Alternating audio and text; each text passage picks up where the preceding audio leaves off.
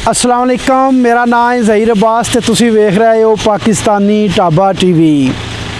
मैं सारियां भरावां ने अज एक खुशखबरी देना चाहना और वो ये कि जेड़े बंदे जर्मनी विच रहिंदे ने सारे अपने पंजाबी भरा उन्हां वास्ते ये बहुत वड्डी खुशखबरी आ कि जर्मन वाले वीज़े देऊ आ और वो इस तरीके नाल देऊ ने कि उहदे विच तीन मुख्तलिफ किस्म के बंदे ने। एक तो वो बंदे ने जेड़े यूरोप विच रहिंदे ने और उत्थों इधर जर्मनी वगैरह आके कम करना चाहते हैं। उन्हां बंदियां वास्ते पहले ये जरूरी आई कि वो जड़े ने मतलब कि फॉर एवर वीज़ा जोड़ा है वो लैके वो लाजमी होन या 5 साला कार्ड या जो भी तुम कहते हो वो सारियां जड़ियां ने वो ख़त्म हो गई चीज़ां।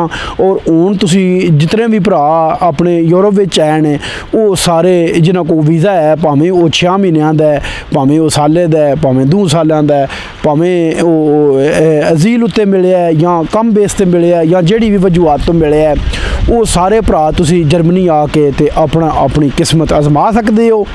और जेड़े बंदे जर्मनी तो बाहर रहिंदे ने वो भी जेड़े ने मतलब अगर उन्होंने कोई किसी भी पेशे उत्ते आउंदे ने, कोई सर्टिफिकेट तुहाडे कोल हुंदा है, कोई काम तुहानूं चंगा आउंदा हुंदा है ते उस बेस उत्ते तुसीं आ सकदे हो और इत्थे आके अपनी जिंदगी जेहड़ी है उन बेहतर करने की कोशिश कर सकते हो।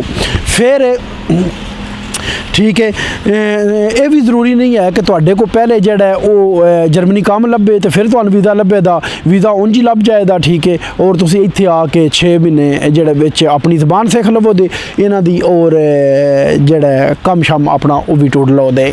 ठीक है, फिर वो बंदे जेड़े अजील उत्ते हैं, ठीक है, बड़ियां सालां दे मतलब कि इत्थे कई बंदे 10-10 15-15 साल हो गए ने वो इत्थे आके पोलिटिकल केस कराए है अजील उत्ते ने। ठीक है, और पिछे जेड़ा वो मतलब कि तबाहियां फिर रही ने, ना अपने माँ प्यो नूं वेख सकते हैं, ठीक है, ना भैणां भरावां नूं वेख सकते हैं ते इत्थे अपनियां जिंदगियां तबाह हो रही ने।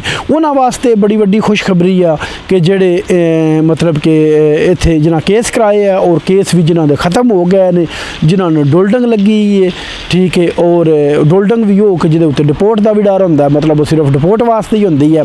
तो उन्हां भरावां वास्ते ये खुशी है कि जेड़े बंदे 18 महीने कम ऑलरेडी कम लगे ने वो जाके अपना वीज़ा लै सकते आ।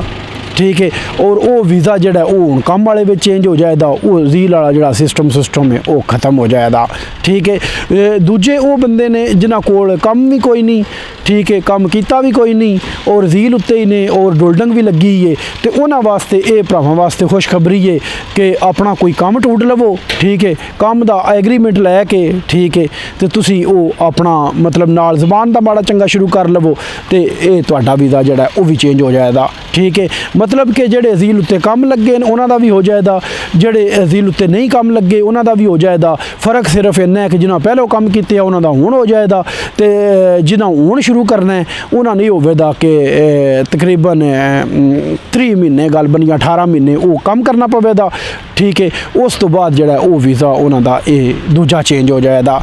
ठीक है, यही गल्लां सन जर्मन कानून के हवाले विच नाल ते तुसी जेड़ा वो मैं तुहानूं दस दिता है। तुहाडे जिन्ने भी सवाल होने कोई भी तुसी इस हवाले नाल सवाल करना चाहते हो तो तुसी वो बिल्कुल कर सकते हो। ठीक है, मेरी कोशिश होवेगी कि मैं तुहानूं उन्हां सारियां दे जवाब देवां ते अपनियां दुआवां विच याद रखो। ठीक है, वेंदे रहो पाकिस्तानी ढाबा टीवी ते अल्लाह पाक तुहानूं सारियां ने खुश रखे।